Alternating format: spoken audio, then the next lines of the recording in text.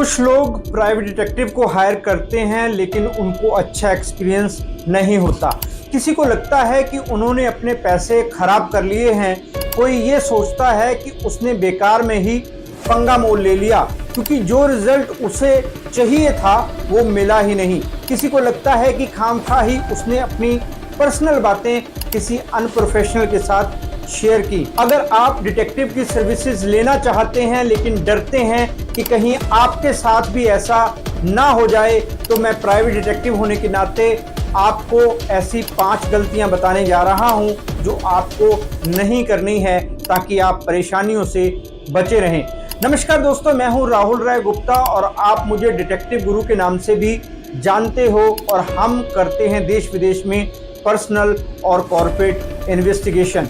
आज हम बात करने वाले हैं कि प्राइवेट डिटेक्टिव को हायर करते समय आपको कौन सी 5 गलतियां नहीं करनी हैं। तो चलिए शुरू करते हैं।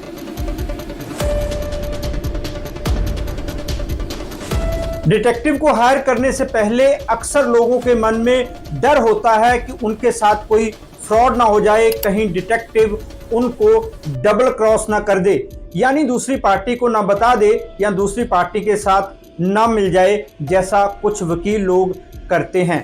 कई बार लोग ऐसा सोचते तो हैं पर इसके लिए कुछ करते नहीं हैं, अपने पैसे और केस को भगवान भरोसे छोड़ देते हैं। पहली गलती तो यही होती है कि वो इन्वेस्टिगेशन कंपनी का रजिस्ट्रेशन चेक नहीं करते, ना ही पता लगाते हैं कि वो सर्टिफाइड है या नहीं।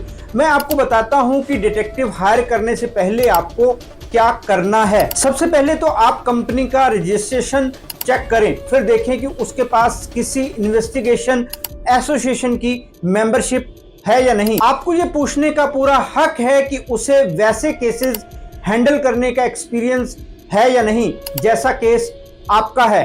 कभी भी ये ना सोचें कि सभी डिटेक्टिव्स के पास एक जैसी ट्रेनिंग और एक्सपीरियंस होता है। उसकी लीगल ऑथराइजेशन चेक किए बिना उसे हायर ना करें।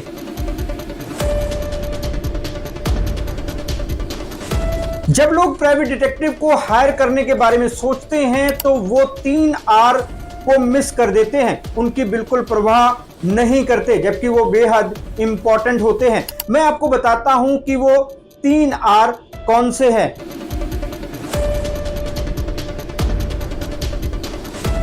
पहला आर है रिसर्च। डिटेक्टिव हायर करने से पहले अक्सर लोग कोई रिसर्च नहीं करते। उनको लगता है कि डिटेक्टिव के पास जाएंगे, उसे अपना केस देंगे, उसके बाद अपना काम खत्म और डिटेक्टिव का काम शुरू। लेकिन ऐसा नहीं होता। डिटेक्टिव के पास जाने से पहले आपको पता होना चाहिए कि कौन सी चीजें डिटेक्टिव को देनी है, डिटेक्टिव से आपको क्या उम्मीदें लगानी चाहिए, डिटेक्टिव आपके केस में आपको क्या क्या दे सकता है। ज्यादातर लोग इस भ्रम में रहते हैं कि डिटेक्टिव सब कुछ कर सकता है, लेकिन डिटेक्टिव होने के नाते आपको बता दूं कि हमारी भी कुछ सीमाएं होती हैं। हमें कानून के दायरे में रहकर काम करना होता है, कुछ बाउंड्रीज होती हैं जिन्हें हम क्रॉस नहीं कर सकते। इसलिए डिटेक्टिव को हायर करने से पहले आपको पूरी रिसर्च करनी चाहिए ताकि बाद में आपको निराशा ना हो। हर केस अलग होता है, उसको करने का तरीका भी अलग ही होगा। डिटेक्टिव के बारे में रिसर्च करने से पहले अपने केस पर ध्यान दें कि आपका केस क्या है, फिर डिटेक्टिव की वेबसाइट वगैरह पर जाकर देखें कि उसने कैसे कैसे केस हैंडल किए हैं। पता करें कि जिस डिटेक्टिव को आप अपनी अहम जानकारियां सौंपने जा रहे हैं वो इस काबिल है भी या नहीं। पूरी रिसर्च करके अपना केस सौंपेंगे तो आप कई परेशानियों से बच जाएंगे और आपका केस भी टाइम पर सॉल्व हो जाएगा।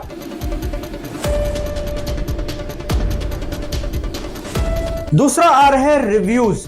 लोग अक्सर इन्वेस्टिगेशन कंपनी के रिव्यूज नहीं पढ़ते। उनको लगता है कि रिव्यूज से क्या फर्क पड़ता है, लेकिन यकीन मानिए रिव्यूज बहुत मायने रखते हैं। आप रिव्यूज पढ़कर पता लगा सकते हैं कि कंपनी कैसे काम करती है, लोगों का उस कंपनी के साथ कैसा एक्सपीरियंस रहा है। रिव्यूज में कई ऐसी डिटेल्स होती हैं जो आपके काम आ सकती हैं। कुछ लोगों की शिकायतें हो सकती हैं, आपको ये भी पता चल जाएगा कि कंपनी ने उन शिकायतों का जवाब दिया है या नहीं। अगर जवाब दिया है तो उस जवाब में क्या है। इससे आपको कंपनी को समझने में आसानी होगी और आप चूज कर पाएंगे कि आपको किसे अपना केस सौंपना है।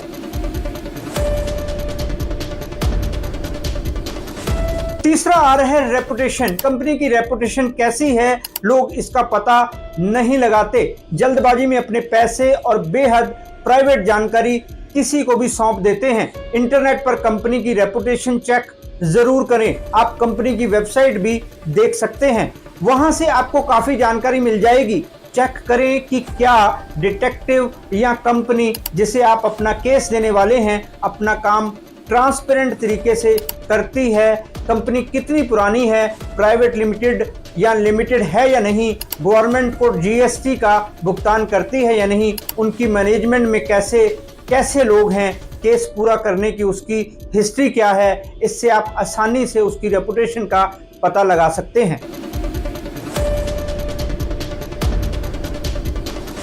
डिटेक्टिव हायर करते समय लोग जो तीसरी गलती करते हैं वो ये कि डिटेक्टिव को केस देने के टाइम पूरी जानकारी नहीं देते। बहुत सारे लोग ऐसा करते हैं, वो डिटेक्टिव के पास चले तो जाते हैं, लेकिन जब डिटेक्टिव का स्टाफ उनसे केस से रिलेटेड पूरी जानकारी मांगता है तो वो जानकारी देने से बचते हैं। उनको डर होता है कि उनकी जानकारी का गलत इस्तेमाल ना हो जाए, या फिर वो अपनी सारी पर्सनल इंफॉर्मेशन डिटेक्टिव के साथ शेयर नहीं करना चाहते। उनको लगता है कि उस जानकारी के बिहाफ पर डिटेक्टिव कहीं उनको जज ना करने लगे, कहीं उनके बारे में कुछ गलत ना सोच ले।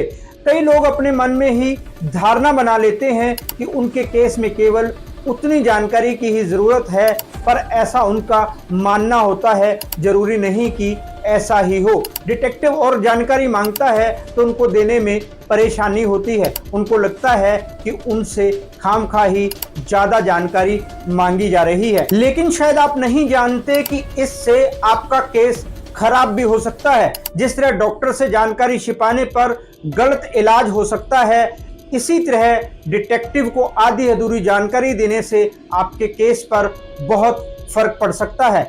फॉर एग्जाम्पल, आप प्री मैट्रिमोनियल यानी शादी से पहले की इन्वेस्टिगेशन का कोई केस लेकर डिटेक्टिव के पास गए, तो आपने सब्जेक्ट की अधूरी जानकारी दी या कोई जानकारी छिपा ली, तो डिटेक्टिव आपकी दी हुई जानकारी के हिसाब से ही उसके बारे में वही पता करेगा। जब जानकारी ही सही नहीं है या इनकम्प्लीट है तो इन्वेस्टिगेशन कैसे पूरी होगी। एज अ रिजल्ट आप उस केस पर पूरा पैसा स्पेंड कर देते हैं, लेकिन आपके हाथ में पूरी इंफॉर्मेशन नहीं आती। तब अगर आप डिटेक्टिव को दोष देंगे तो उससे कोई फायदा नहीं होगा। इसलिए अच्छा यही है कि डिटेक्टिव को हायर करने से पहले पूरी जानकारी इकट्ठा कर लें।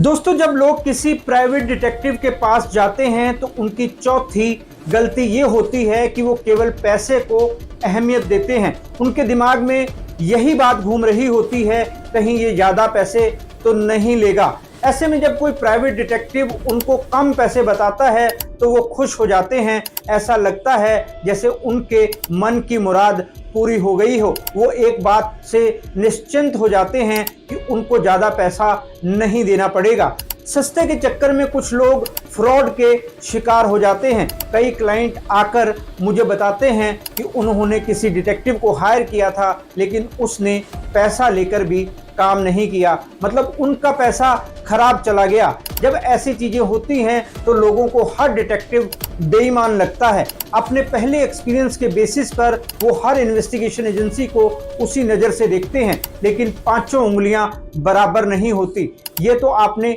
सुना ही होगा। मतलब ज़रूरी नहीं कि किसी एक ने आपको ठग लिया तो दूसरा भी वैसा ही करेगा। आपसे गलती ये हो गई कि आप सस्ते के चक्कर में पड़ गए। हमें समझना होगा कि अगर क्वालिटी वर्क चाहिए तो उसके लिए थोड़ा पे तो करना ही पड़ेगा। इसलिए डिटेक्टिव हायर करते समय सस्ता नहीं बल्कि अच्छा डिटेक्टिव चुने, सर्टिफाइड डिटेक्टिव चुने।